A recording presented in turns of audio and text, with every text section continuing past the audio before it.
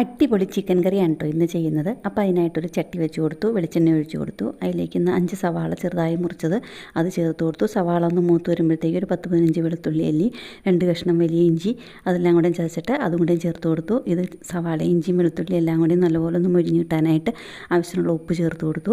അതിന് ശേഷം അതിലേക്ക് 3-5 പച്ചമുളക് മുറിച്ച് ചേർത്ത് കൊടുത്തു. 2 വലിയ തക്കാളി ചേർത്ത് കൊടുത്തു. അതിന് ശേഷം കുറച്ച് കറിവേപ്പില കൂടെ ചേർത്ത് കൊടുത്തു. ഇതെല്ലാം കൂടി നല്ലപോലെ ഒന്ന് മുരിയിച്ചെടുക്കുക. കുറച്ച് സമയം ഒന്ന് അടച്ചു വയ്ക്കുക. അതിന് ശേഷം ഒരു 3 വലിയ ടേബിൾ സ്പൂൺ മല്ലിപ്പൊടി ചേർത്ത് കൊടുത്തു. 2 സ്പൂൺ മുളക് പൊടി ചേർത്ത് കൊടുത്തു. പൊടികളുടെ പച്ചമണം മാറി കഴിയുമ്പം അതിലേക്ക് ചിക്കൻ ചേർത്ത് കൊടുത്തു. ഇതെല്ലാം കൊണ്ട് നല്ലപോലെ ഒന്ന് മിക്സ് ചെയ്ത് കൊടുക്കുക. അതിന് ശേഷം കുറച്ച് വെള്ളം ഒഴിച്ചിട്ട് അതൊന്ന് അടച്ചു വയ്ക്കുക. ഒട്ടും വെള്ളമൊന്നും ഒഴിക്കേണ്ട ആവശ്യമില്ല. അടുക്കി പിടിക്കാതിരിക്കാൻ മാത്രമാണ് വെള്ളം ഒഴിച്ചത്. ധാരാളം വെള്ളം ഉണ്ടായി വരും. ഇനി അതിലേക്ക് കുറച്ച് ഗരം മസാല കൂടെ ചേർത്ത് കൊടുത്തിട്ടുണ്ട്. സൂപ്പർ ചിക്കൻ കറി റെഡി ആയിട്ടുണ്ട്. ഒരു 3/4 കപ്പ് തേങ്ങാപ്പാലും കൂടെ ചേർത്ത് കൊടുത്തു. അപ്പോൾ റെസിപ്പി ഇഷ്ടപ്പെട്ടു എന്നുണ്ടെങ്കിൽ ഒന്ന് ലൈക്ക് ചെയ്ത് സബ് ചെയ്തേക്കണേ.